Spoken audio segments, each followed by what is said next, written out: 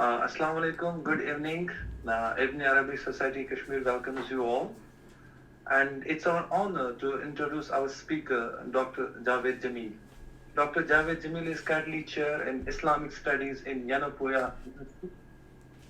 And he has written, volumes, many important books. I cannot name every book, but I will name some important books, like The Essence of the Divine Verses, Islam and the Family Planning, Muslim Vision of India, Destination and Roadmap, and another Quranic Paradigms of Science and Society. And I must tell you that the distinctive feature of his scholarship is to create a methodology for the relationship between Islamic and empirical sciences. And in his own way, he calls it applied Islamic. This makes his scholarship different and with contemporary appeal. And besides that, he was trained professionally as a doctor. He's also a poet, a novelist, and an activist. And I would like to quote one of his couplets. ज़हन को मरकूज रखो, हौसला कायम रहे, कोशिशें करते रहो, ईजाद भी हो जाएगी. So we welcome Dr. Javed Jamil, and today he will talk about his upcoming latest book, A Systematic Study of the Holy Quran. So thanks Javed Jamil for joining us. Kindly proceed. A'udhu billahi minash shaitanir rajim. Bismillahir rahmanir rahim. I'll start with a verse in the Quran, and I'll start speaking in Urdu. Then in the meantime, whatever you like, I'll keep it mixing up. तो आया कुरान में आया है कि किताबुन अंज़लनाहु इलैका लितुखरिजन NASA मिनज़ ज़ुलुमाति Elon नूर.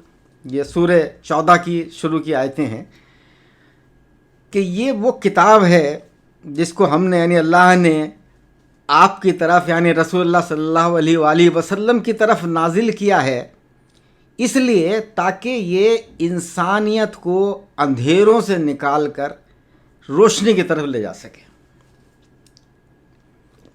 और मैं ये कहा करता हूँ कि अंधेरा बड़ी अजीबोगरीब चीज़ है, और सच्चाई ये है कि अंधेरा कोई चीज़ है ही नहीं.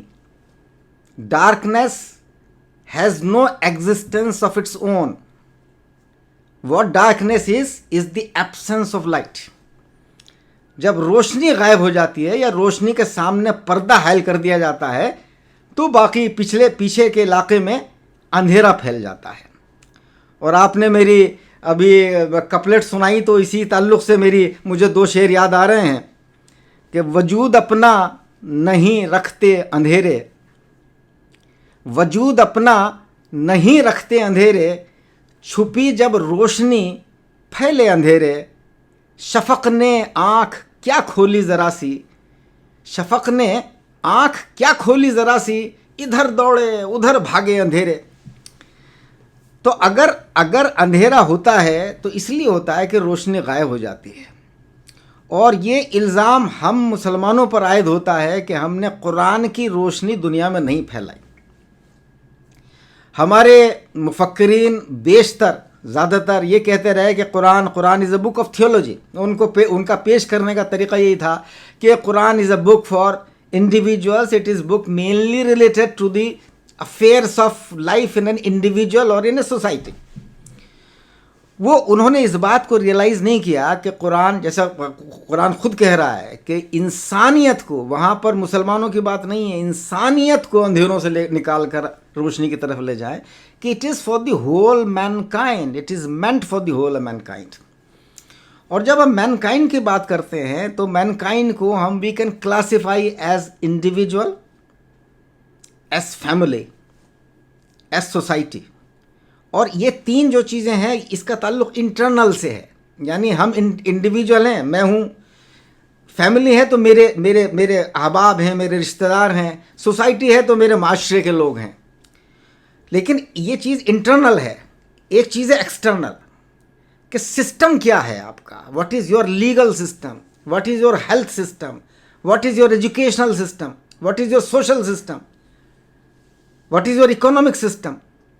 ये सारे सिस्टम हमारा जो अब तक एम्फेसिस रहा है मोस्टली इस्लामिक स्कॉलर्स का, वो basically to improve the lives of the individuals और टू सम एक्सटेंट फैमिली और सोसाइटी और ए कम्युनिटी।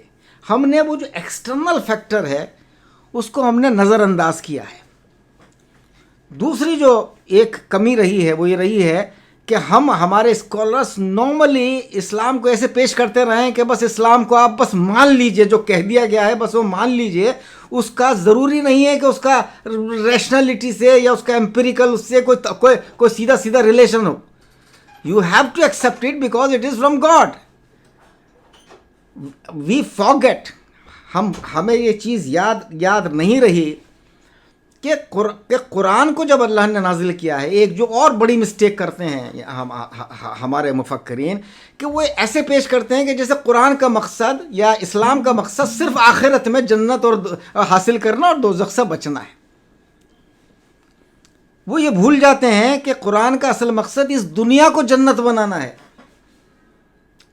और इस दुनिया को जन्नत बनाने में चूंकि उसके लिए ज़रूरी है कि अफराद एज एन इंडिविजुअल और एज ए सिस्टम और एज ए सोसाइटी हर तरीक़े से वो अल्लाह के क़वानीन की पाबंदी करें, और उसमें उस पाबंदी में कई मरतबा इंडिविजुअल्स को शिकार होना पड़ता है, इंडिविजुअल्स को सेक्रीफाइस होना पड़ता है। तो ही कैन नॉट होप, कोई दुनिया में ये उम्मीद नहीं कर सकता कि उसको उसके गलत काम की सारी सज़ा यहीं मिल जाएगी या उसको उसके अच्छे काम का उसको सिला मिल जाएगा। तो इसीलिए Allah made an arrangement in the hereafter कि यहाँ जो आप करेंगे उसका सिला हियर आफ्टर है, आखिरत है। तो हम उसको इस तरह पेश करते रहे कि नहीं बस आप नमाज पढ़ लिया, आपने रोज़ा रख लिया, बस अल्लाह खुश हो गया, बस ये आपके लिए काफ़ी है। नहीं, अल्लाह सिर्फ इतने से खुश नहीं होता। अल्लाह खुश जब होता है जब हम पूरी इंसानियत को पीसफुल बनाने की कोशिश करें, हम पूरी कायनात को, हम पूरे सिस्टम को पीसफुल बनाने की कोशिश करें। जब मैं systematic study of the Holi Quran में मेरा ख़ास मकसद यही है कि मैं दिखाना चाहता हूँ कि देखिए, सबसे पहले अल्लाह ने यूनिवर्स क्रिएट किया, एंड यूनिवर्स क्रिएट करने में यूनिवर्स क्रिएट किया तो यूनिवर्स में एक सिस्टम ऑफ हार्मोनी ज़बरदस्त डेवलप हुआ।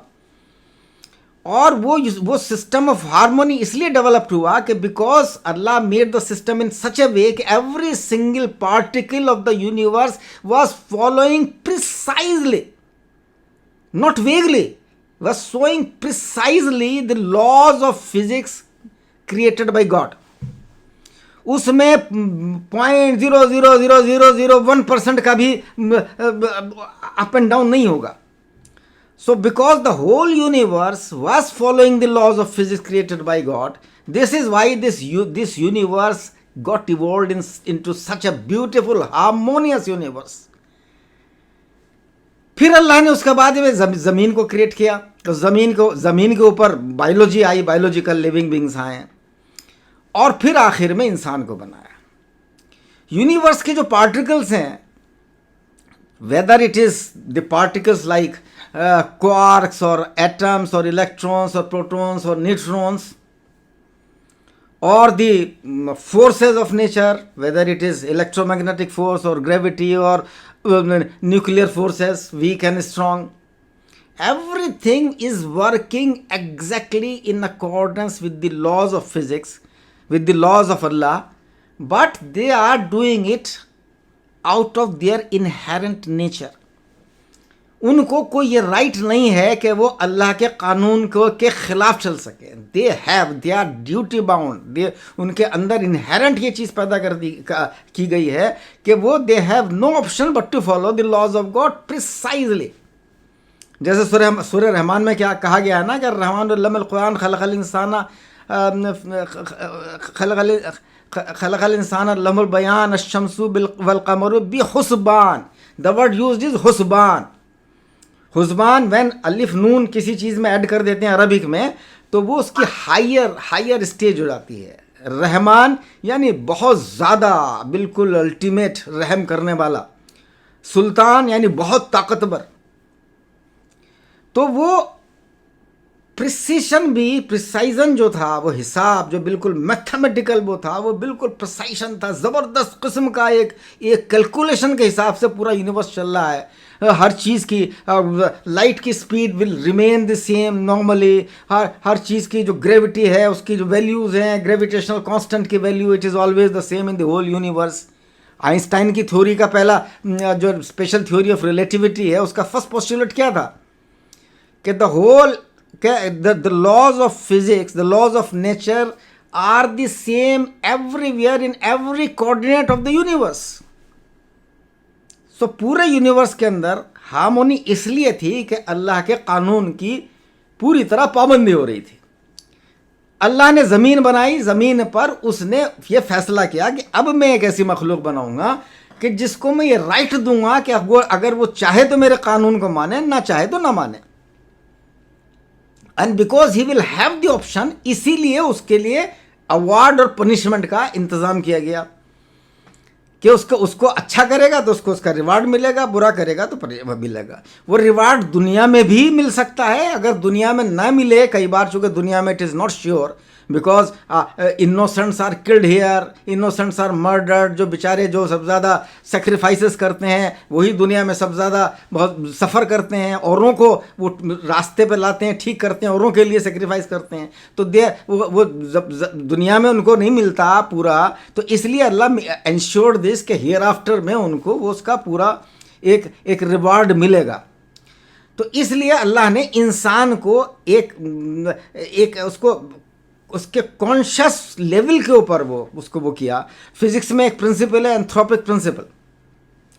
एंथ्रोपिक प्रिंसिपल में बहुत सारे उसके वर्जन्स आए। There was one strong anthropic principle, one weak anthropic principle. Strong anthropic principle में ये कहा गया कि the universe was fine tuned in a way in advance to give birth to human being, to the best creation of the human being. यानी वो बाकायदा fine tuning plan थी। लेकिन because we are living in a world which is dominated by the forces of economics, और forces of economics are always inimical to the idea of God, तो वो उन्होंने sciences में भी इतना उनका वो रहा, जोर रहा कि वो साइंसेज में भी they try to keep God out of the theoretical physics. तो even Einstein was a strong believer in God, still theory जब वो होगी तो उसको वो उसमें ये कहेंगे कि नहीं, गॉड को जिक्र किए बगैर करिए। तो इसलिए स्ट्रॉन्ग एंथ्रोपिक प्रिंसिपल में चूंकि कहीं प्री प्लान का कॉन्सेप्ट था, वहाँ पर गॉड का एग्जिस्टेंस एकदम से ऑटोमेटिकली वो आ जाता है। तो एक वीक एंथ्रोपिक प्रिंसिपल किया गया कि नहीं साहब, वो जो है ये बस कोइंसिडेंटल है, होता चला गया ऐसा, और अल्टीमेटली इंसान पैदा हो गया। और अगर इंसान पैदा ना होता तो there would be none in the universe who can describe the beauty of the universe. कोई ना होता ऐसा, इसलिए इंसान पैदा हो गया। यहां पर कुरान ने कहा कि नहीं, इंसान को पैदा किया गया, और इसलिए पैदा किया गया वमा खलक़तुल जिन्ना वल इंसा इल्ला लियअबुदून, कि मैंने इसलिए पैदा किया जिन और इंसान को कि वो अल्लाह की इबादत करें। नाउ दिस वर्ड अब्द, इबादत करना, this is very different from the words like तस्बीह एंड सजदा। एंड कुरान में आया कि वलिल्लाहि यस्जुदु मा फिस समावाति वल अर्द, everything in the universe, in the heavens and the earth, they follow, they prostrate. अब वो सजदा असल में क्या है, ये एक पूरी फिजिक्स की थ्योरी है मेरी, इसमें वो शायद अभी बताने का वक्त नहीं है। तो वो बाकी सारी चीज़ें चूँकि इनहेरेंटली फॉलो कर रही हैं, तो वो सारी चीज़ें, सजदा, तस्बीह, वो सब इनहेरेंट एक फिज़िकल उसका पार्ट हैं। लेकिन अब्दियत, इबादत, वो एक कॉन्शियस लेवल का पार्ट है कि आदमी को हक है कि वो ना चाहे अल्लाह को ना माने, लेकिन फिर जब वो अल्लाह को मानता है तो वो ही बिकम्स अशरफुल मखलूक, वो सबसे ऊंचा हो जाता है, because he has consciously followed. और अगर वो नहीं मानता तो इसीलिए वो भी सबसे ज़्यादा अजाब का मुस्तहिक़ भी वो है कि he had knowledge, he had been given knowledge, he had been given understanding, despite that he did not follow the laws of God, तो इसलिए उस सज़ा का हकदार भी वो है। तो मैंने सबसे पहले इसमें, because I have divided into 5 parts this book. The first part is ईमानियात, विच आई कॉल्ड ईमान को I have use the word, normally English में ट्रांसलेशन लोग फेथ करते हैं, but I have use it realization with commitment. कि the first thing ईमान क्या है कि आदमी अपने दिल में और उसमें ये रियलाइज़ कर ले कि हाँ अल्लाह है, उसका कोई रसूल है या उसकी कोई किताब है, एंड देन उसको कमिट करे कि हाँ मैं उनको मानूंगा, देन इट मीन्स ईमान। तो उसमें जो ईमानियात के जुज़ हैं, फर्स्ट फॉर एग्जाम्पल है गॉड, अल्लाह का तसव्वुर, देन प्रॉफिट का तसव्वुर, रसूल क्या हैं, नबी क्या हैं, देन तीसरा क़यामत, फिर कुरान किताबें, फिर वो डेस्टिनेशन और कद्र का कॉन्सेप्ट।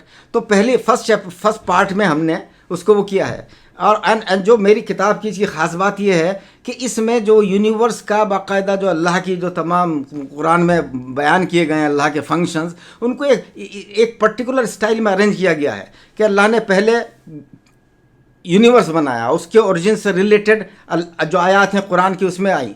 कुरान में आपको ताज्जुब होगा, इतनी फिज़िक्स है, हद से ज़्यादा फिज़िक्स भरी पड़ी है, पूरे यूनिवर्स का स्ट्रक्चर कुरान ने बयान कर दिया है। आज तक लोगों ने यही नहीं सोचा कि सबा समावात क्या हैं, 7 आसमान क्या हैं। आई एम द फर्स्ट अल्हम्दुलिल्लाह कि जिसने 7 आसमान पूरी गिनवाने की कोशिश की from the point of astrophysics. मेरा पेपर एक अमेरिकन जर्नल में पब्लिश हुआ और उसकी आप जावेद जमील 7 हेवंस या सबा समावात, if you will Google, then so many websites in the world और so many newspapers including in Indonesia and Australia and many places, they have publish that report. तो वो शिहाब साकिब क्या है नहीं मालूम, नजम साकिब क्या है नहीं मालूम, कवाकिब क्या है, नुजूम क्या है, उनमें क्या फ़र्क है, हाँ हमारे स्कॉलर्स को नहीं मालूम। अब तारीख़ क्या है हमको नहीं मालूम, बस समाई ज़ातिल बुरूज क्या है हमको नहीं मालूम, बस समाई ज़ातिल हुबुक क्या है हमको नहीं मालूम। बिकॉज हमने ये समझा कि जैसे कुरान तो बस ऐसी है कि भाई कुरान को पढ़ के आप दिन रात पढ़िए, उसका सवाब आपको मिलेगा, और कुरान में जो मेन अहकामात हैं, शरई लॉ है, उसको फॉलो करते रहिए। उन्होंने नहीं सोचा कि no, Quran is first telling you about the universe, about the laws of physics. Quran is telling, Quran उमूर की बात कर रहा है। व्हाट इज़ दिस उमूर? उमूर ऑफ द लॉज। कुरान में रिलेटिविटी का कॉन्सेप्ट मौजूद है। कुरान के अंदर ये तमाम components of the universe describe हैं। 7 आसमान क्या है, शिहाब साकिब क्या है, तारीख़ क्या है, नजम साकिब क्या है, कवाकिब क्या है, नुजूम क्या है। But we did never try to understand what these words mean. तो मैंने वो तमाम जहाँ जहाँ वो आयतें आई हैं उनके नीचे पूरा वो डिस्क्राइब किया है कमेंट्स के अंदर, कमेंट्री के अंदर। फिर सजदा एक्चुअली क्या है। अब 2 years बैक इट हैपन कि I was in Hyderabad and was in a conference in which mostly religious scholars, उलमा मदारिस, they were present there, and I was asked to speak on applied इस्लामिक्स।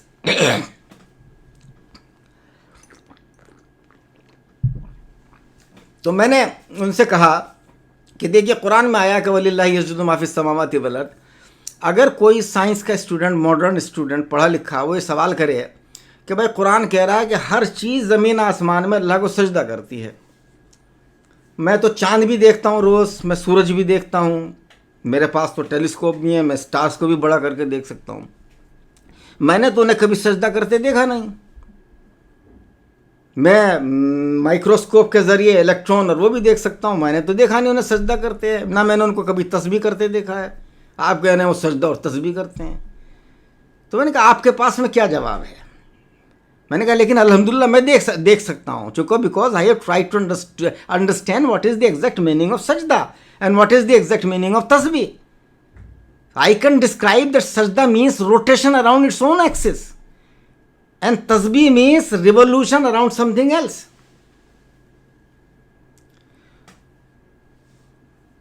आवाज आ रही है? जी जी जी yes.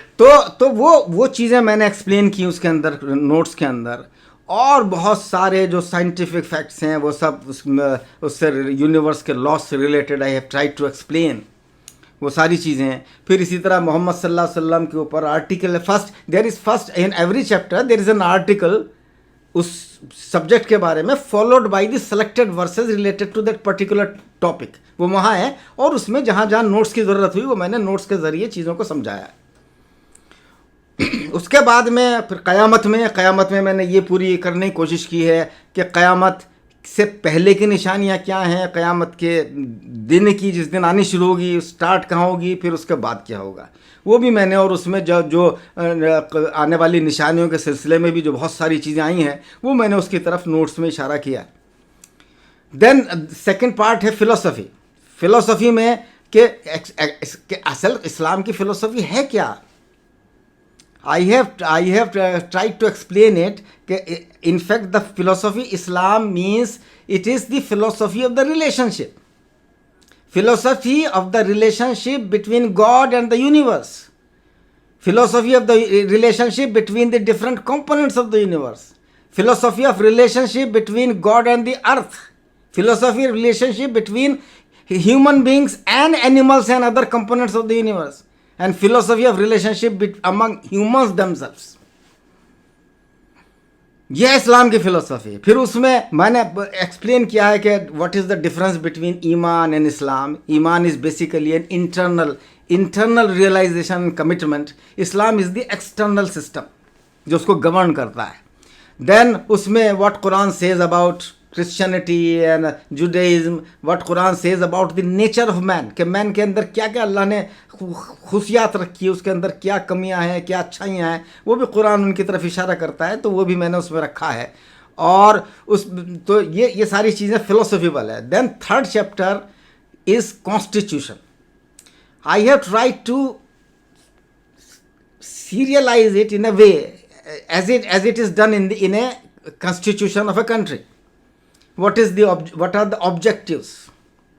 What are fundamental rights? What are fundamental duties? What are fundamental prohibitions? और उनमें भी कि जैसे फंडामेंटल प्रोहिबिशंस, फंडामेंटल ड्यूटीज़ की बात आई तो नमाज का जिक्र हुआ, तो नमाज के क्या मेडिकल बेनिफिट्स हैं, क्या वज़ू का। अब वज़ू के सिलसिले में मैं आपको बताऊं कि it happened a long time back when I was only a student of MBBS second year in King George's medical college Lucknow. तो suddenly when I was studying the anatomy of the brain, तो it struck me कि in brain there is a place post central gyrus, और post central gyrus actually जो body का sensory system है उसको वो regulate करता है, और उसमें every organ is represented at a particular point, और वो पूरा पॉइंट्स का एक नक्शा बना हुआ है कि सबसे ऊपर क्या है, सबसे उससे नीचे क्या है, उससे नीचे क्या है, उससे नीचे क्या है। एंड उसमें जो सीक्वेंस ऑफ ऑर्गन्स था that was exactly in accordance with the sequence of the organs in washing in वजू। कि हम मुंह में पानी डालेंगे तो होंठ पहले, फिर नाक, उसके बाद फिर ये हिस्सा, फिर ये हिस्सा, फिर ये हिस्सा, फिर ये हिस्सा, देन ये, देन सर, देन लास्ट में पैर। देन थर्ड ईयर में पहुंचा मैंने तो फिर वो प्रेयर के ऊपर स्टडी किया, तो सजदा का एक बहुत ही ह्यूज रेलिवेंस हमको नज़र आया कि सजदा is the best possible position of human being, because सजदे की पोजीशन में कार्डियोलॉजिकल आउटपुट जो है, हार्ट की output it is the maximum, blood के अंदर ऑक्सीजन के amount is the maximum, the supply of blood to the brain is at its optimum level.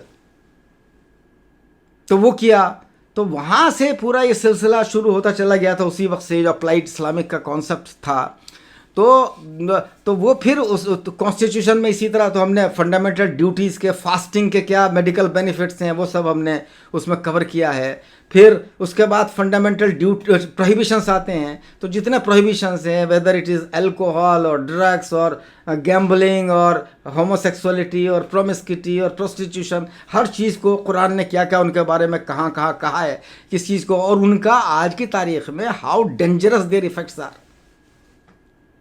वो सब एक्सप्लेन किया है। फिर इसी तरह फंडामेंटल राइट्स उसका चैप्टर है, फिर civil laws, then criminal laws, वो पूरा है। देन उसके बाद में फोर्थ जो चैप्टर है that is the system of governance. उसमें economic system of Islam, political system of Islam, social system of Islam, spiritual system of Islam, moral system of Islam. फिर हेल्थ प्रोटेक्टिव, एक मैंने special chapter जो original book में नहीं था, I added this time, health protective system of Quran, because the most wonderful aspect जो आप लोग कहते हैं कि रेशनलिटी एम्पेरिकल और ट्रांसेंडेंटल के अंदर जो लिंक है, वो मैंने उसमें वो करने की कोशिश की है, और अल्हम्दुलिल्लाह I am extremely successful. Nobody can challenge me in this field because I have use the medical facts and statistics. हमने दिखाया है कि Quran presents a perfect health system, और ये कुरान की बुनियाद पर मैंने पूरा एक dynamic paradigm of health present किया है. आई हैव शोन के दुनिया में ये जो बकवास आप सुनते हैं आप चारों तरफ के we are very much advance और बड़ा सिविलाइजेशन बहुत आगे बढ़ गया है. In fact the opposite is true. हम सिर्फ टेक्नोलॉजिकली एडवांस्ड हैं, बस इतना हम कह सकते हैं. Otherwise, in every field, in our behavior, as an individual, as a family, as a society, हमारा behavior बिल्कुल बारबरिक होता जा रहा है. और इसलिए मैं इसको बारबरिक ज़्यादा कहता हूँ कि अगर आज से 100 years पहले कोई ये सब काम करता था तो उसको उसके सामने सारे फैक्ट्स नहीं थे. लेकिन आज तो सारे फैक्ट्स मौजूद हैं. इस्लाम ने जिन चीज़ों को प्रोहिबिट किया है, I have given all the statistics कि उनकी वजह से एवरी ईयर 7 करोड़ डेथ्स होती हैं. 7 crore deaths world wide. 5 crore सिर्फ अबॉर्शन में मार डाले जाते हैं, अबॉर्शन के अंदर, बिकॉज वो they are indulging in promiscuous relationships outside marriage, और they do not need a child. लेकिन और उसके अलावा वो अपने उसमें इतना मस्त हो जाते हैं कि they are not even eager to use contraceptives. तो वो मर्द को तो औरत के अंदर औरत को फ्री करके उसने सो कॉल्ड फ्रीडम दे के अपनी मस्ती उठा रहा है. औरत नंगी होती है तो वो इस तरह एक्सप्लेन करते हैं कि देखिए साहब, औरत को हमने राइट दिया है. वो राइट औरत को नहीं, आपने अपने आप को दिया है कि आप उसके बदन को देख रहे हैं. अपनी मस्ती के लिए उसको ज़बरदस्ती वो किया है. तो ये पूरा क्राइम सिस्टम दुनिया में देखिए. अभी मेरी किताब आई है justice imprison. I have shown how the whole legal and justice system has become commercialized. They commercialize first the problems then the solutions. ये हेल्थ में है कि वो पहले अल्कोहल के जरिए पैसा कमाएंगे, बेचकर सिगरेट बेचकर पैसा कमाएंगे, फिर उनकी बीमारियां होंगी तो उसके ट्रीटमेंट को बेचकर पैसा कमाएंगे. यही वहां पर है कि crime itself is a big business. Then crime हो जाएगा तो litigation is a big business. Litigation हो जाएगा कि फौरन उसको जैसे ही उसके ऊपर कोई चार्ज होगा ही will be put into prison, jail में डाल दिया जाएगा. और prison has become a huge industry in the world. तो just for the sake of money they are destroying the lives of the people and they are just claiming के चूंकि उनका वो टेक्नोलॉजिकल इतना एडवांस्ड हो गए हैं और उनका होल्ड पॉलिटिकल इतना है कि वो अपना झूठ को सच साबित करने में लगे रहते हैं. जो उनके बैड एस्पेक्ट्स हैं जो पूरा उसको वो अंडर द कारपेट छुपाते रहते हैं, और जो उनकी जो थोड़ी बहुत अच्छाइयाँ उनको ऐसे पेश करते हो. See how buildings and cars and aeroplanes and these things, telephones and internet, all these advancement. भाई इन एडवांसमेंट का रियल लाइफ में क्या फ़ायदा हुआ है? जितनी बीमारियों का आपने इलाज ढूंढा उससे ज़्यादा नई बीमारियां आपने बढ़ा दी हैं, पैदा कर दी हैं. आपने पीस नहीं लाया, आपने क्राइम सोसाइटी के अंदर भर दिया है. And the so called most advance countries are the most barbaric in terms of the law and order situation. सबसे ज़्यादा क्राइम की सिचुएशन अमेरिका में है और यूरोपियन कंट्रीज में खराब है. अमेरिका में और इन्फेक्शंस ख़त्म हो गया है, लेकिन HIV एड्स आज भी खूब है. तो हमने पूरा हेल्थ प्रोटेक्टिव सिस्टम, उसमें एक होलिस्टिक हाइजीन का पूरा एक कॉन्सेप्ट दिया है कि इस्लाम ने पूरा पाकी का कॉन्सेप्ट दिया है. और वो पाकी ये नहीं कि बस जस्ट कह दिया कि हाँ साहब हाथ धो लिया.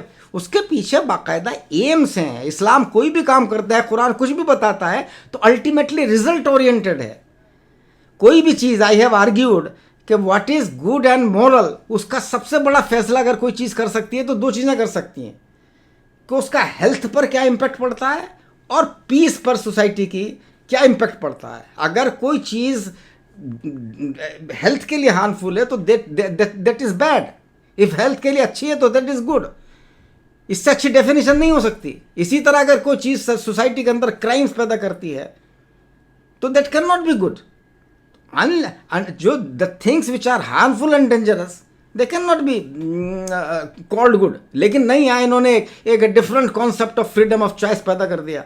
वो freedom of choice is nothing but a ploy to exploit the human weaknesses, human susceptibilities. चूँकि उनको पता है कि सेक्स इंसान की सबसे बड़ी वीकनेस है, तो उसको जितना एक्सप्लॉइट कर सकते हो करो। जब आदमी नशे का आदी हो जाता है तो इसलिए नशे में डालो उसको।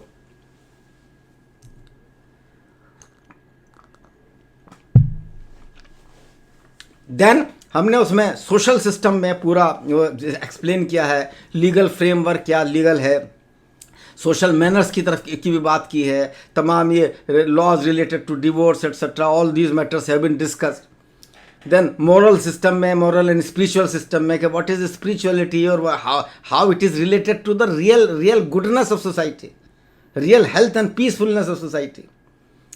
देन लास्ट चैप्टर जो है वो हिस्ट्री का है, history of confrontation between right and wrong, हक और बातिल के दरमियान जंग की कहानी, राइट फ्रॉम हज़रत आदम अलैहिस्सलाम टू रसूलुल्लाह सल्लल्लाहु अलैहि वसल्लम। हज़रत आदम से हज़रत ईसा तक तो कुरान की ज़बानी कहानी सीधे सीधे जो कुरान में स्टोरीज़ हैं, और रसूलुल्लाह सल्लल्लाहु अलैहि वसल्लम के वाक़यात की बुनियाद पर ये कहा गया कि इस मौके पर पहला ये हुआ, ये आयत नाजिल हुई, उसके बाद ये हम वाक़ हुआ, उस वक्त ये आयत नाजिल, इस तरह that story has been completed. और इसमें भी एक बहुत नई चीज़ इस किताब के अंदर मैंने की है कि जो इस कुरान में बहुत सारी नबियों की स्टोरीज़ ऐसी हैं कि जिनको कुरान में सिर्फ इशारा है, उनकी तफसील बाइबल में मिलती है, तौरात में, इंजील में, ज़बूर में, बहुत सारी चीज़ें हैं। तो जहाँ जहाँ मुझको ज़रूरत पड़ी एट मैनी प्लेसेस मैंने वो तमाम एक्सेप्ट किए हैं। मैं आपको सिर्फ एक एग्ज़ाम्पल यहाँ पर दे रहा हूँ कि कुरान में आया कि हज़रत इब्राहीम ने अलैहिस्सलाम, उन्होंने अल्लाह से झगड़ा किया। वहाँ लफ्ज़ कुरान में लफ्ज़ युजादिलूना इस्तेमाल हुआ है, झगड़ा किया लूत की कौम के बारे में। और फिर कुरान कह रहा है कि इब्राहीम बड़े शफीक और मेहरबान थे। बस कुरान ने इतना कहा। इसकी तफसील मैंने बहुत ढूंढने की कोशिश की, मुझको नहीं मिली। दिमाग में आया कि अल्लाह से झगड़ा कर रहे हैं इब्राहीम, और फिर इब्राहीम को अल्लाह में तारीफ़ भी कर रहे हैं।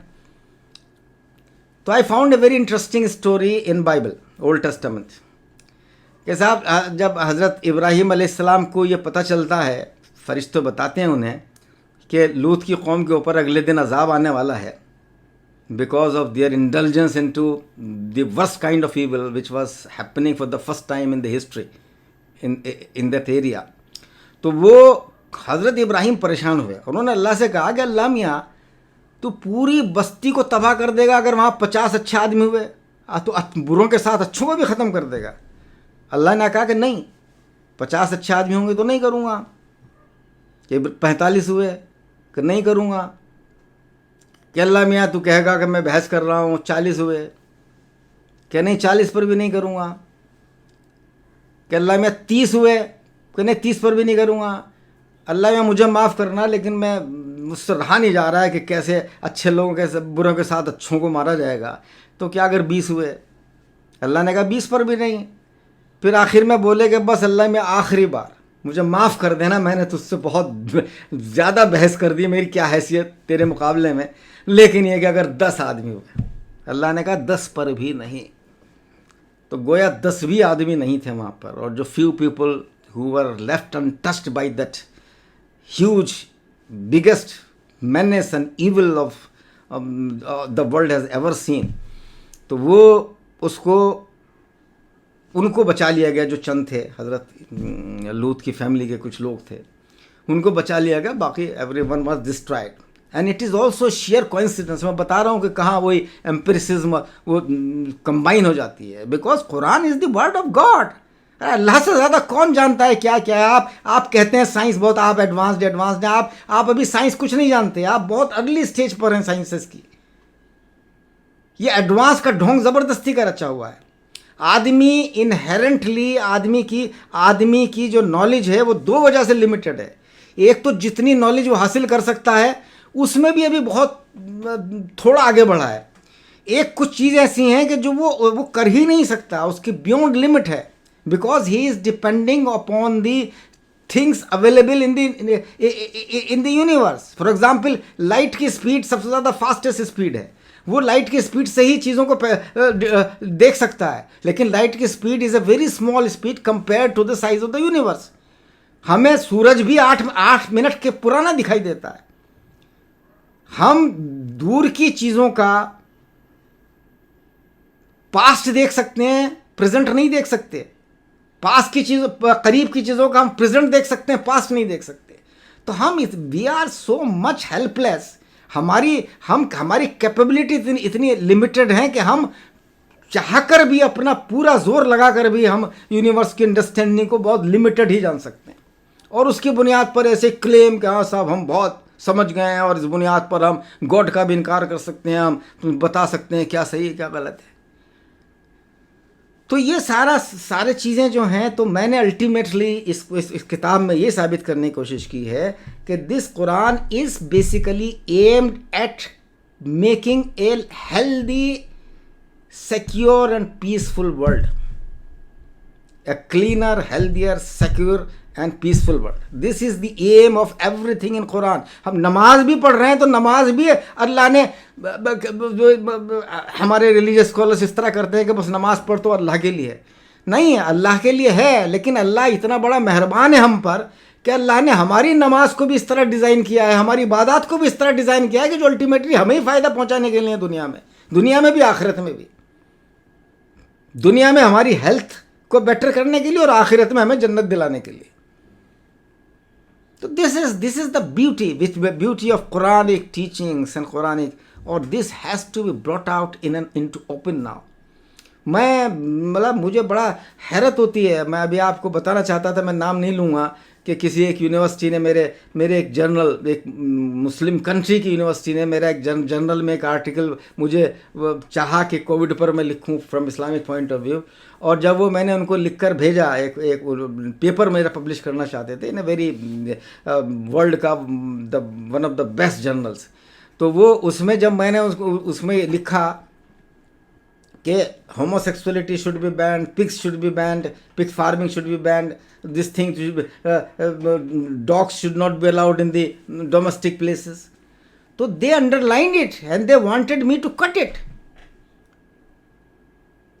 हमारा ये हाल हो गया है कि हम जो है सच्चाई भी बयान नहीं कर सकते दुनिया के सामने, because we are under the impact. हम वेस्टर्न लॉबी और तमाम उनकी इतने हम वो हो गए हैं, उनके आगे इतने मजबूर हो गए हैं कि हम ये भी डरते हैं कि जो फैक्ट्स हैं, बिकॉज आई टोल्ड देम कि भाई what I have described are the facts which are present there in the WHO statistics. WHO बता रहा है कि alcohol kills around 3.5 million people in a year. तो आप क्यों डर रहे हैं कहते हुए? अबे why you should campaign in the whole world कि why are you not banning alcohol. जिस चीज़ से हर साल टेररिज्म करते हैं आप, उससे हर साल 1000-2000 लोग मरते हैं, आप दुनिया में हंगामा किए रखते हैं. Alcohol is killing 3 million, smoking is killing 5 million, sex is killing 50 million. आप उनके खिलाफ बोलने के लिए तैयार नहीं हैं. HIV AIDS has killed 38 million people in last 28 years. 4 crore लोग ऑलमोस्ट मर चुके हैं. लेकिन आप नहीं महेंगे कि prostitution and homosexuality are responsible for this and this must be banned with huge punishment on those who commercialize it. लेकिन नहीं करेंगे. तो this is basically the gist of my book. I think मैं काफ़ी टाइम ले लिया है. अब now I am open to your questions. आप जो भी कुछ क्लैरिफिकेशन चाहें मुझसे, और बस मेरी यही आपसे गुजारिश भी है कि भाई आप किताब को पढ़िए भी और उसको देखिए, और उसमें जो कुछ चीज़ें की गई हैं, if you like it then promote it and try to build a cleaner, healthier and peaceful world. और इसको हम कैंपेन करें. ज़रूरी नहीं कि हम उसको प्योर थियोलॉजिकल लेवल पर कैंपेन करें. We can do it in purely a social level, health level, कि हम हेल्थ लेवल पर मेरी आपने बताया Quranic paradigm of science and society आई मेरी किताब, उसमें हेल्थ को मैंने प्योरली फ्रॉम कुरानिक एंगल उसको डिस्कस किया. लेकिन मेरी दूसरी किताब लास्ट ईयर आई, इकोनॉमिक्स फर्स्ट और हेल्थ फर्स्ट, उसमें मैंने कोई इस्लामिक हवाला नहीं दिया, कोई कुरान का, लेकिन बात वही कही। तो we can use both methods at some places where we need, we can use Islamic terminology जहाँ हमको लगे कि नहीं यहाँ ज़रूरत नहीं है, या बेटर ये है, हिकमत का तकाजा ये है कि without using Islamic terminology we can show to the world that these are the facts, these are the statistics, and this is the possible way to combat all these problems. तो ये चीज़ें हैं। तो बस इंशाल्लाह अब किताब अगले तकरीबन 15-20 रोज़ के अंदर मंजर आम पर आए ही इंशाल्लाह। कुछ कई जगहों पर रिलीज़ का उसका प्रोग्राम है, यहाँ मैंगलोर में भी, बेंगलोर और दिल्ली में है। और देखिए अभी चूँकि कोविड की सिचुएशन ऐसी है कि ओपन प्रोग्राम कितना कर पाते कितना नहीं कर पाते उसके ऊपर डिपेंड करेगा। तो इंशाल्लाह but we plan open programs also because by the 15 February we hope that COVID will be very much under control, especially because now vaccination drive has started in a big way.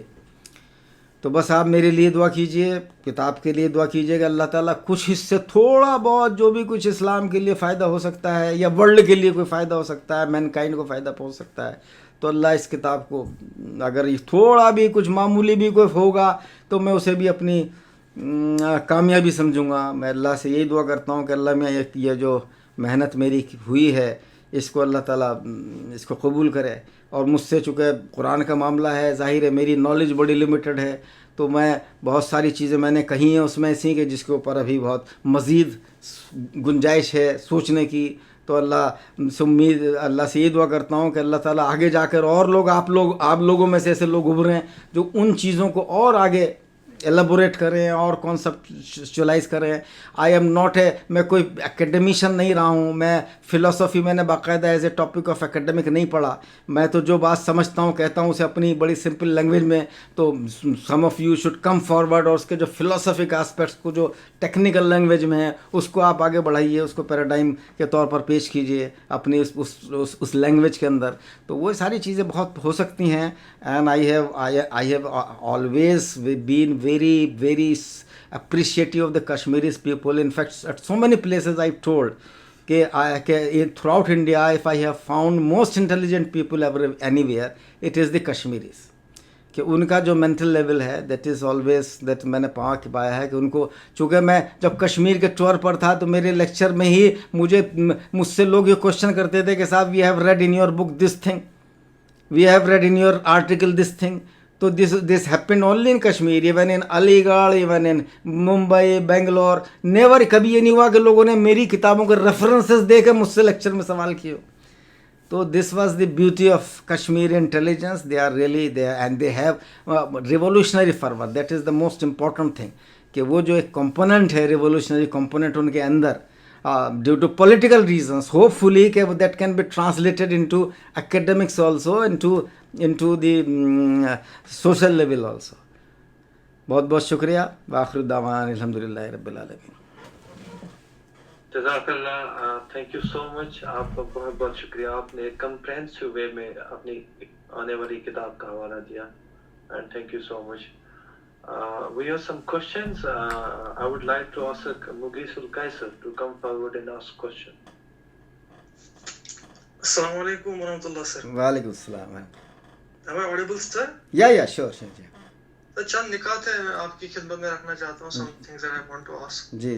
पहले तो ये जो notion है ना sir, the scientific miracles in the Quran, जो हम कह सकते हैं बुकेलिज्म मूवमेंट के साथ एसोसिएटेड है, जिसको फिर बाद हारून या और जाकिर नाइक जैसे लोगों ने पॉपुलराइज किया। इस पर सर कुछ क्रिटिसिज्म हुआ है इवन फ्रॉम मुस्लिम एकेडमिक्स कि for example there is a huge epistemic mismatch कि knowledge certainty, for example Quran जो बात करता है वो सर्टेन है, लेकिन साइंस चूंकि इंडक्शन पे काम करता है, एम्पिरिसिज्म पे काम करता है, वो एक डायनेमिक एंटरप्राइज है जो चेंज होता रहता है। फिर 60 साल पहले हम यूनिवर्स को स्टैटिक समझते थे, उस वक्त कुरान अगर मुसलमान पढ़ते तो कुरान की जो बात थी उस वक्त कायनात डायनेमिक है, कायनात वजूद में आई है, तो वो बिल्कुल उसके बरखिलाफ थी। तो साइंस चेंज होती रहती है, साइंस और कुरान में बहुत बड़ा एपिस्टेमिक गैप है, ये इसमें सबसे बड़ा प्रॉब्लम है। सर्टेनिटी के हवाले से।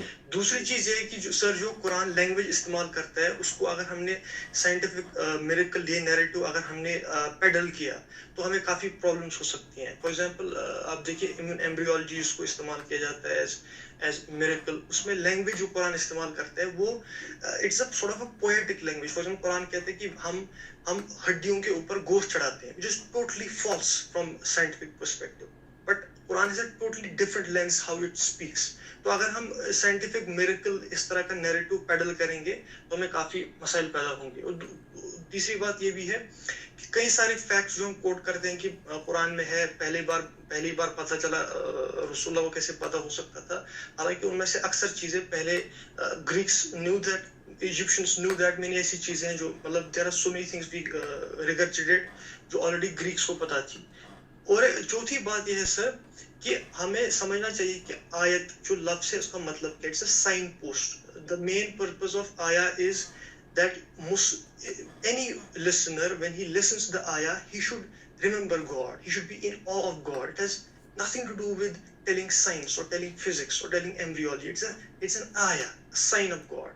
और लास्ट आपने ये भी कहा कि कुरान जो है जो भी कहता है वो हेल्थ के लिए कहता है, लेकिन अगर हम कुरान पढ़ें तो ये फ्रेमवर्क अप्लाई नहीं होता। फॉर एग्जांपल आप देखिए ये मशहूर हुआ है, पॉपुलराइज हुआ है कि अल्कोहल जो है वो हराम इसलिए है क्योंकि उसमें जो है डिसएडवांटेजेस बहुत ज्यादा है। कुरान कहता है कि उसमें एडवांटेजेस है लेकिन डिसएडवांटेज बहुत ज्यादा है, लेकिन ये कुरान में लफ्ज़ इस्तेमाल नहीं हुआ। वहां पे लफ्ज़ हुआ है इस्तेमाल इस्म, बुराई ज्यादा है।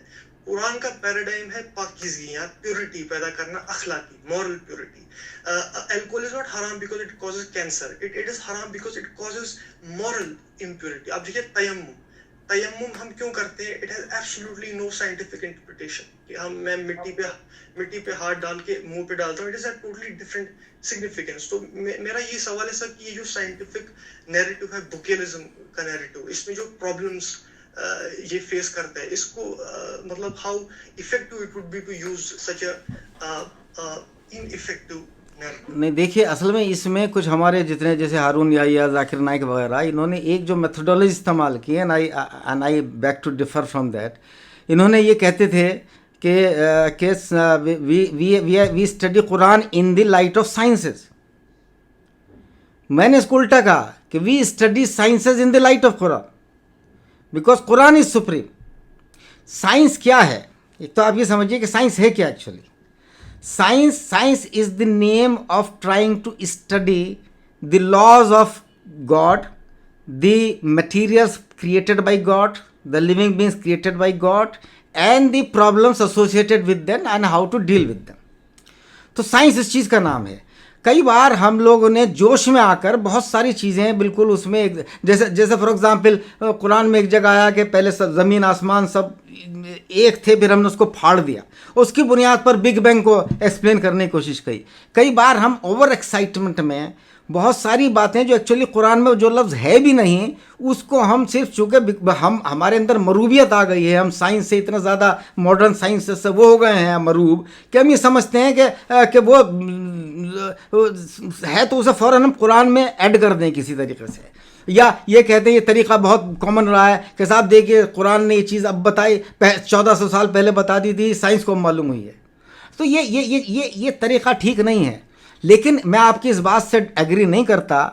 एवरीथिंग कुरान में साइंटिफिक होगी, अगर वो साइंटिफिक बज़ाहिर नहीं लग रही है तो इसका मतलब साइंसेस गलत हैं, वहाँ पर नहीं साइंस पहुँची है।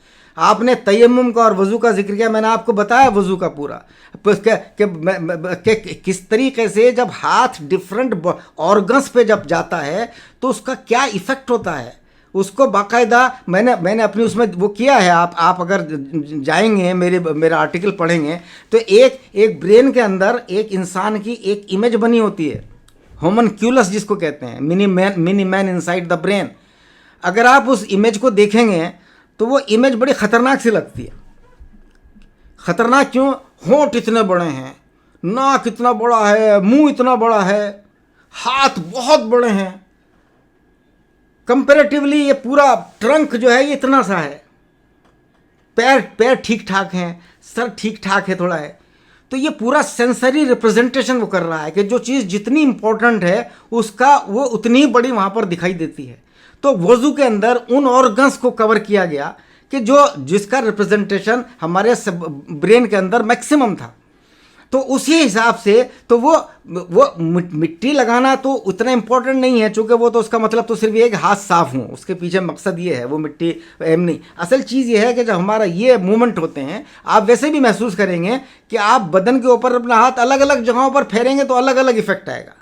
तो वो ये इस हिस्से में या सर पर, बच्चों के सर पर हाथ रख देते हैं हम, तो वो उसका एक इफ़ेक्ट आता है। तो ऐसा नहीं है, अभी वो चीज़ें उसको फर्दर स्टडी की ज़रूरत है, वो अलग चीज़ है।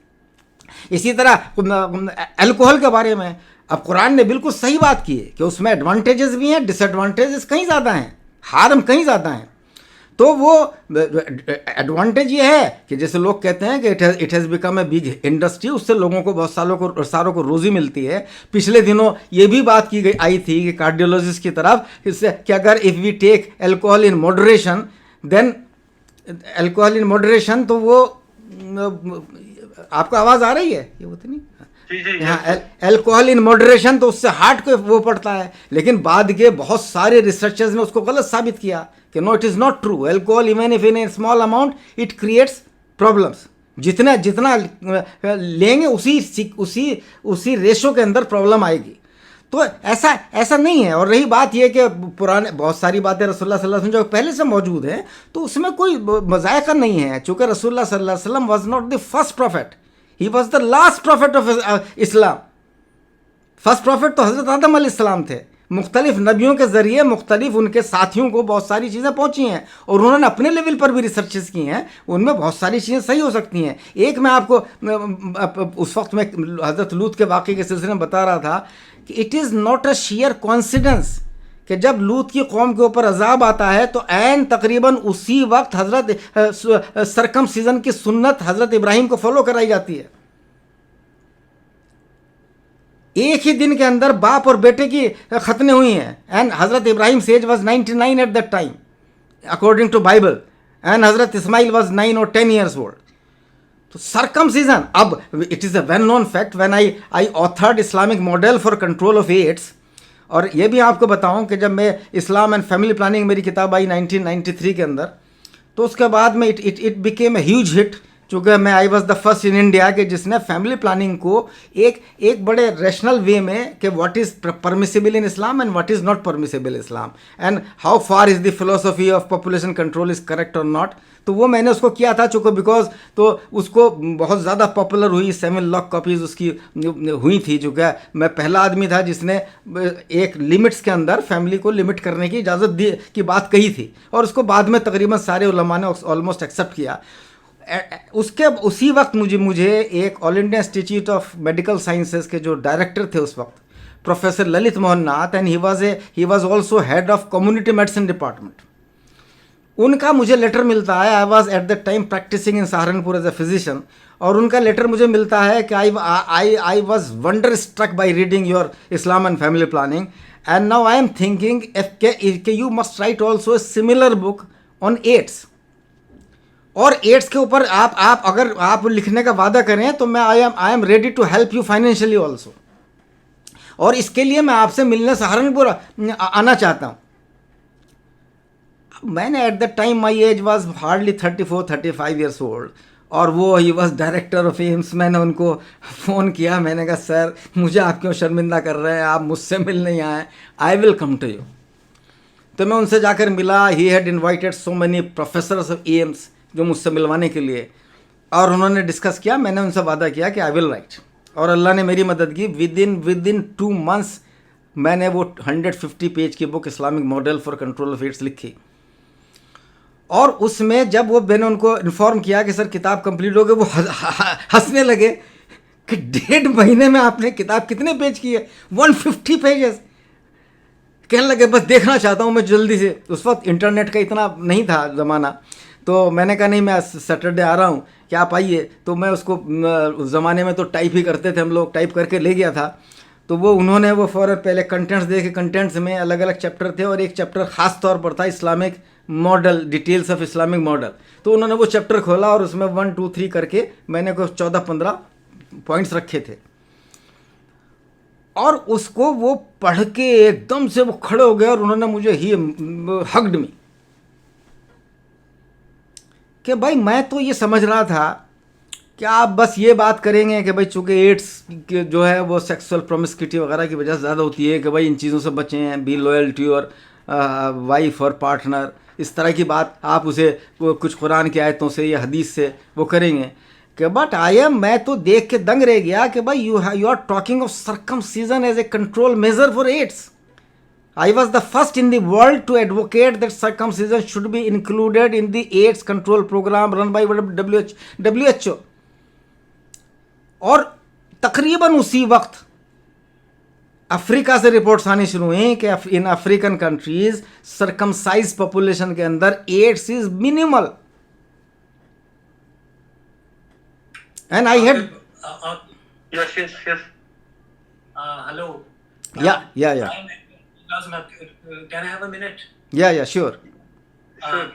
Thank you very much. I was quite curiously listening to your discourse about religion and science, and this question is very, very relevant, as was put by just Kaisar.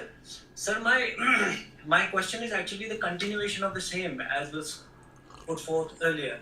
When we talk about religion and science, why do we compulsively marry them? I mean, these two realms are being put as non-overlapping realms. Science has its own episteme the same way as religion has its own episteme.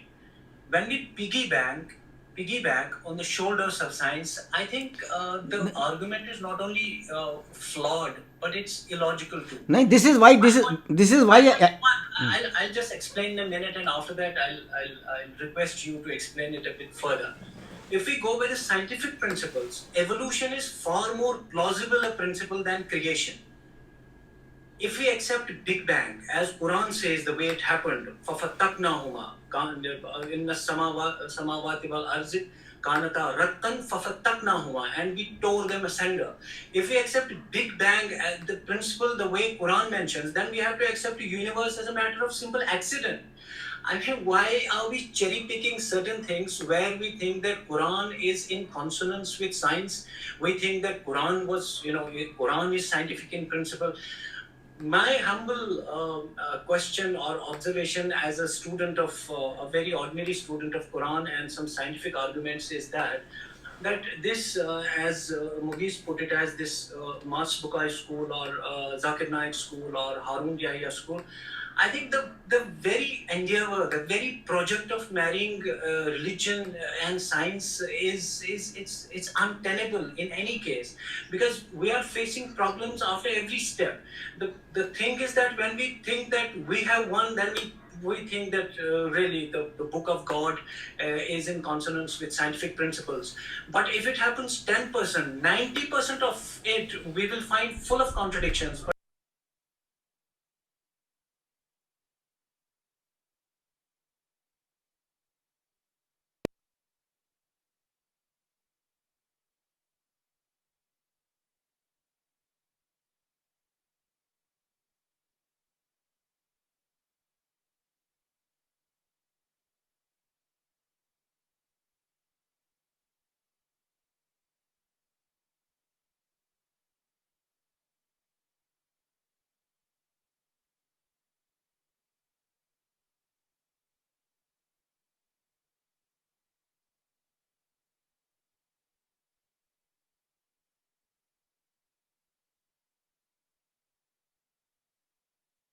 Javed, your audio is muted.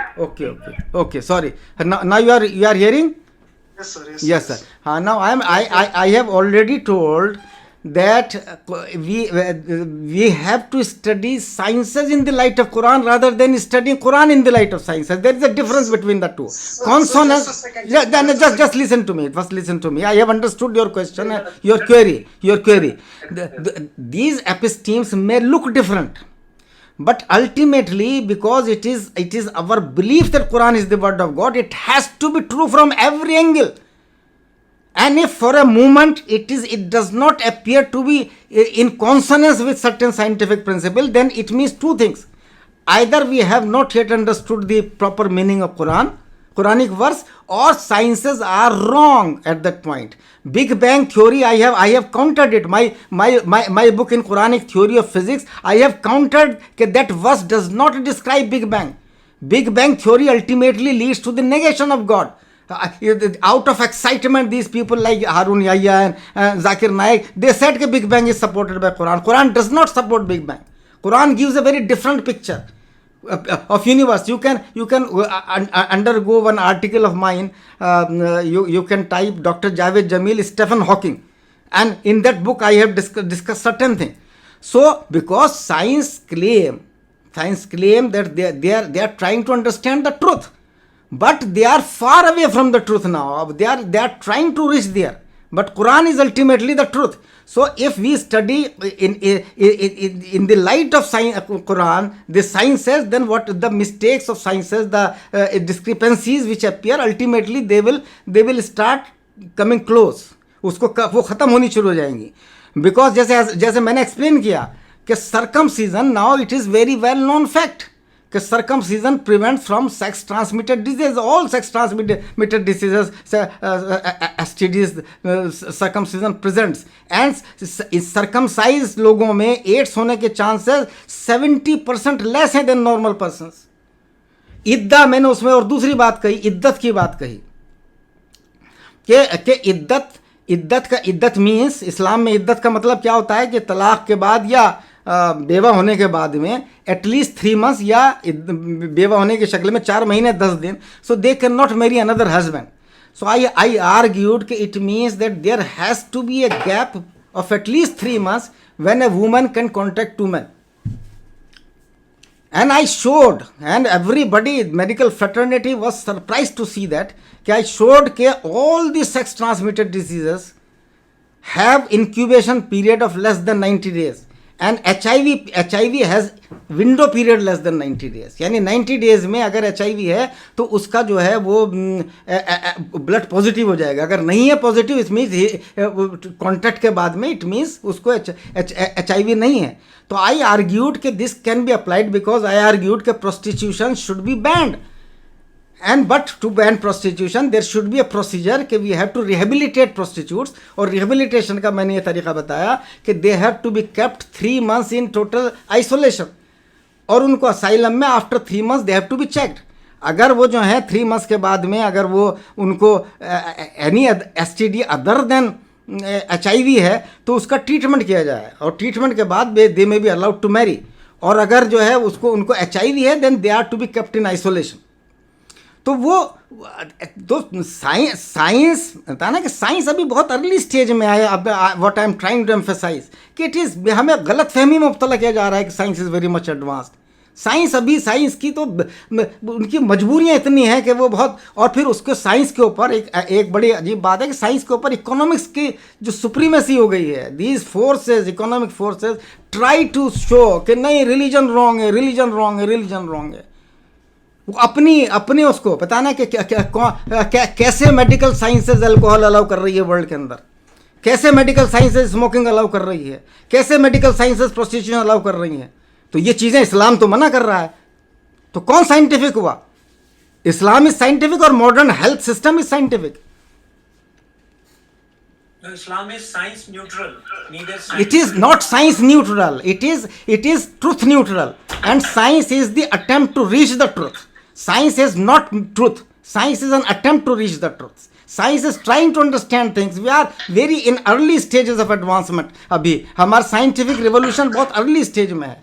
Ultimately by the time जो आगे बढ़ेगा, more and more things जो कुरान कह रहा है वो चीज़ें science से होती चली जाएंगी. जो बज़ाहिर कंट्राडिक्शंस लग रहे हैं वो कंट्राडिक्शंस ख़त्म हो जाएंगे. साइंस को चेंज होना पड़ेगा, या हम बिना बात जो कई बार ज़बरदस्ती किसी साइंटिफिक जो सो कॉल्ड फैक्ट हैं, जो फैक्ट नहीं है एक्चुअली, उनको ज़बरदस्ती कुरान पर थोपने की कोशिश करते हैं. वहाँ प्रॉब्लम आती है. जो आप कह रहे हैं वो प्रॉब्लम ये है कि हम ज़बरदस्ती करने की कोशिश कर रहे हैं कि हमने बिग बैंग थ्योरी को समझ लिया कि वो करेक्ट थ्योरी है, और हमने उसमें कुरान की एक आयत देखी जिसमें कुछ हमें कह सकते हैं कि हाँ साहब देखिए कुरान ने पे, जबकि वो कुरान की आयत का मतलब कुछ और है.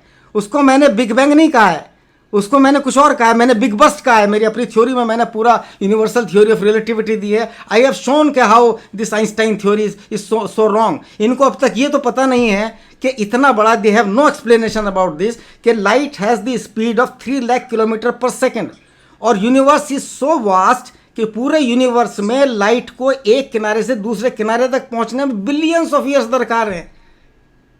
तो जो कम्युनिकेशन गैप, अगर हम मॉडर्न साइंसेस को ये मान लें कि बस ये फाइनल है, तो the communication gap with in the universe is so huge.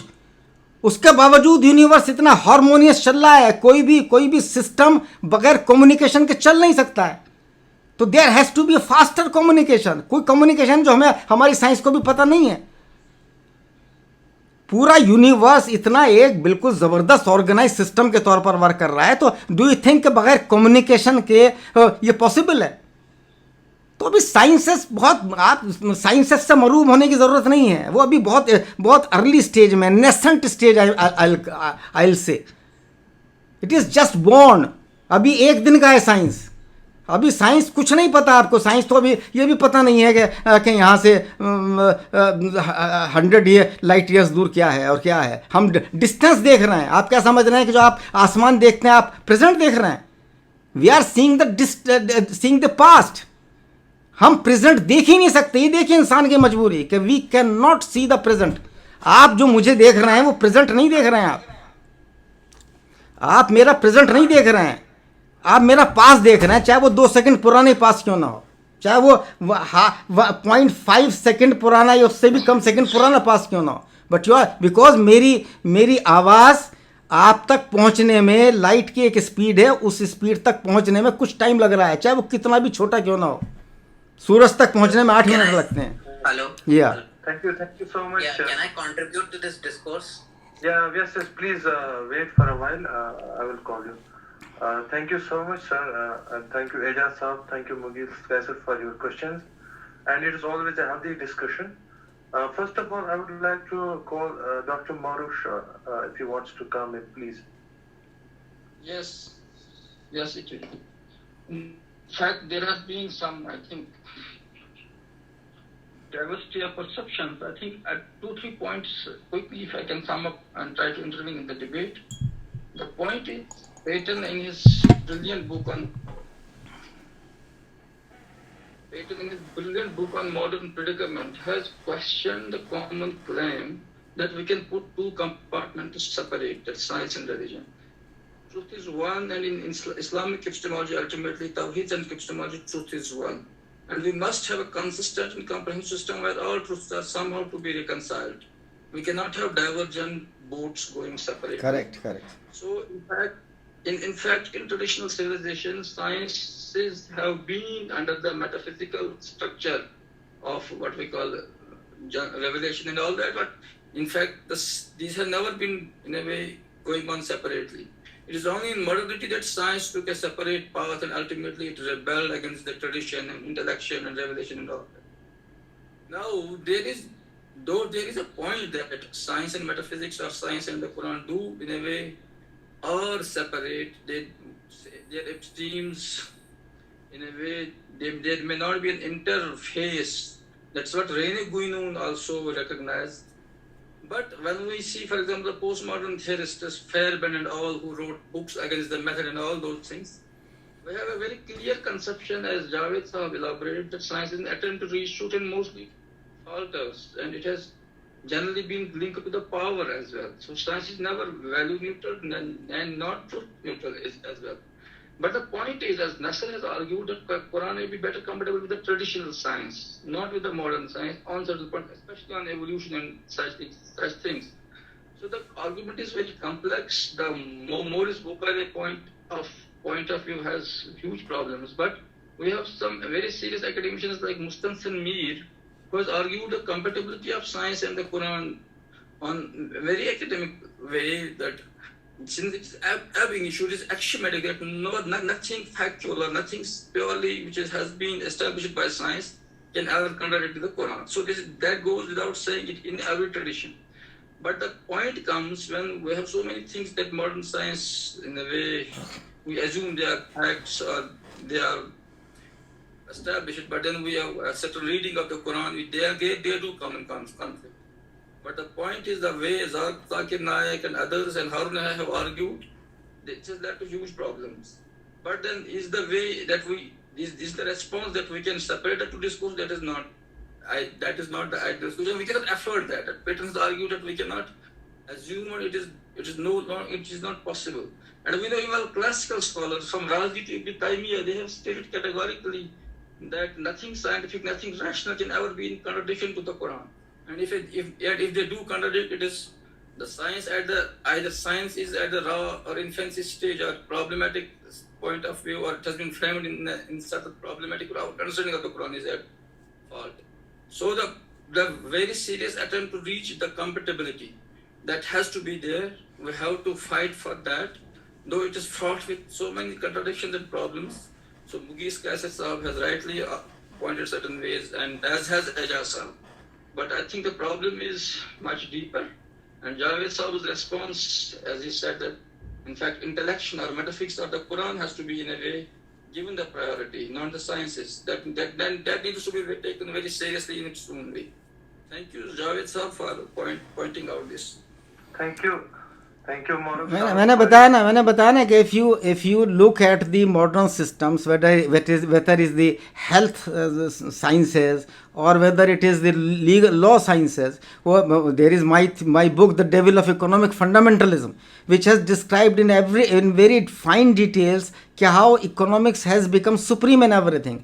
And in fact, in 1930s, around 1930s, a decision was taken in an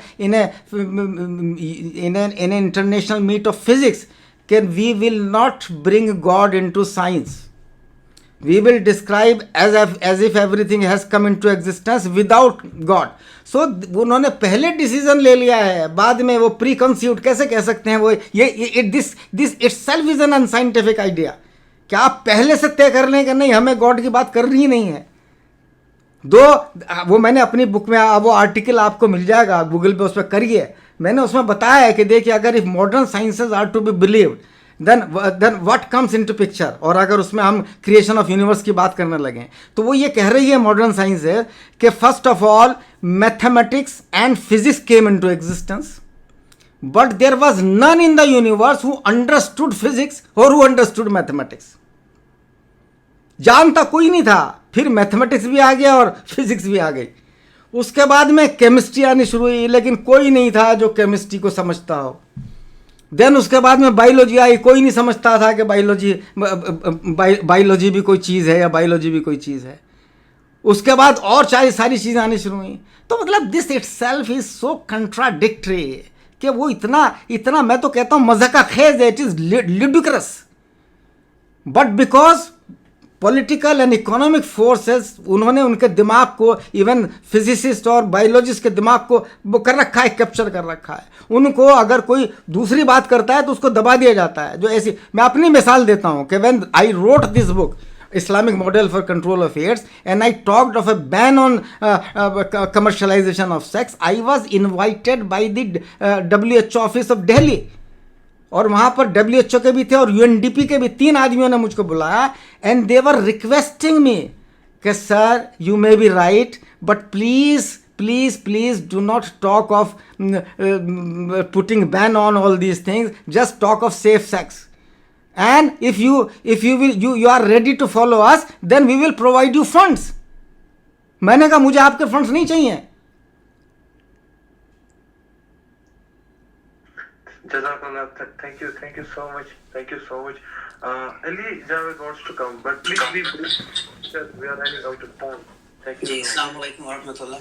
So I think the problem in this discourse was that, so we all know that there is an inconsistency between modernity and post-modernity, and we take for granted that whatever metaphysical discourses we have in 21st century, they are enough to take into consideration what we are experiencing. So for example, one of the things I argue is that there are certain axiomatic principles like bounded rationality, bounded physicality, Hegelian dialectics, qualitative space-times, which when considered are enough to consistently join modernity and post-modernity into a singular metaphysics which solves the problem of subjectivity, contextualism, and its interrelation with transcendental. The problem is that most of the people who are questioning that the relationship between the transcendental Wahi revelation and its implication as a manifestation in material dynamics or material study of it, which is limited by the bounded rationality of human beings, they're considering, because somebody who is very well versed in Dr. Javed Jamil's work, the argument is exactly opposite. What he's highlighting is that he's not viewing the Quran in the light of modern sciences. He's saying, in a way, that whatever the limit of modern contemporary sciences is, it can be easily be contested within the domain of the methodologies they have developed without giving up and the transcendental ethics of the Quran, and in a way can also contribute into the movement and positive evolution of these discourses into so-called secular sciences. And the problem we as Muslims are facing is that we're too much entrenched in the discourse and metaphysics of, for example, postmodernity, critical theory, and to the other end, some in logical positivism and that. So what is happening today in 21st century in cutting edge philosophy is through information theory, quantum field theories, they're arguing the context, how it can be transcendentalized in the material context. Another question is that even if you take into consideration the schism between the metaphysics of empirical material and the metaphysics of transcendental, that is the exact mistake that Descartes committed when he created mind-body dualism. It slowed down the evolution of scientific studies of human nature for at least 300 to 400 years. The moment somebody claims that these are two separate entities, yes, they are separate entities in the way they have been articulated in human discourse. And that is what we are contesting, that the discourse has to be re-articulated and more fundamental notions and axiomatic structures induced, which can actually axiomatize another framework, metaphysics of Quran, which takes into consideration the manifestation of material in relation to the transcendental. And that discourse is what, it is where that the empirical, you can justify whatever Quran says in the limited body of information that we have. For example, HIV. Today, we can argue that HIV in terms of empirical sciences, that is the only argument. It's not the argument that empirical epistemology in itself is enough.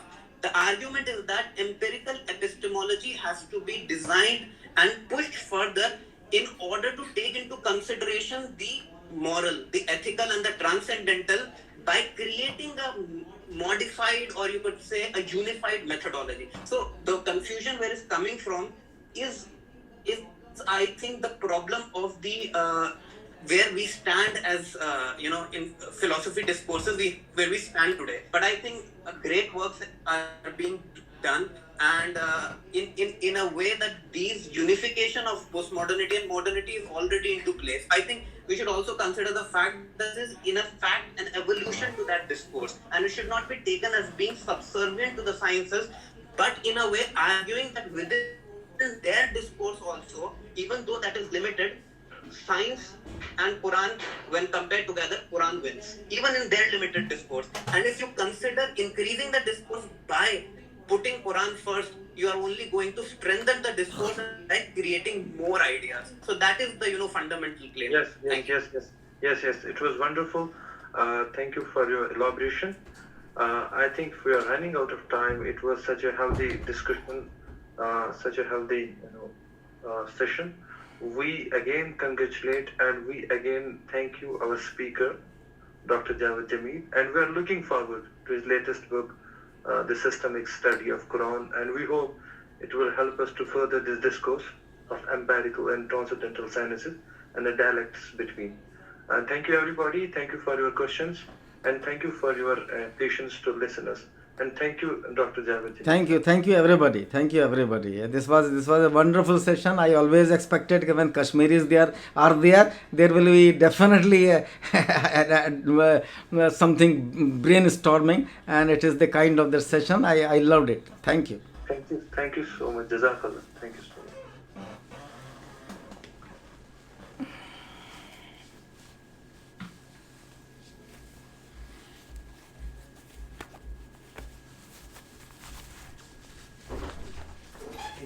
पता नहीं था, खोलना शुरू कर दिया कपड़ा इतनी चल दो। हाँ पूरा दिख रहा है आपने। चलो कोई बात नहीं, क्या हुआ अभी तो ये कर रहा मैंने कहा था ना फिलोसफी में जब आप फंसेंगे ना लोग आपको फांस देंगे। फंसा मैं? और क्या, अरे हाँ फंसा, क्या बात कर रहे हो? आप फंस गए थे इन द सेंस आपको, आप जो आपको समझ रहा है बस वो नहीं, वो उसको उनको हैवी वापस मुझे देना पड़ा डोज।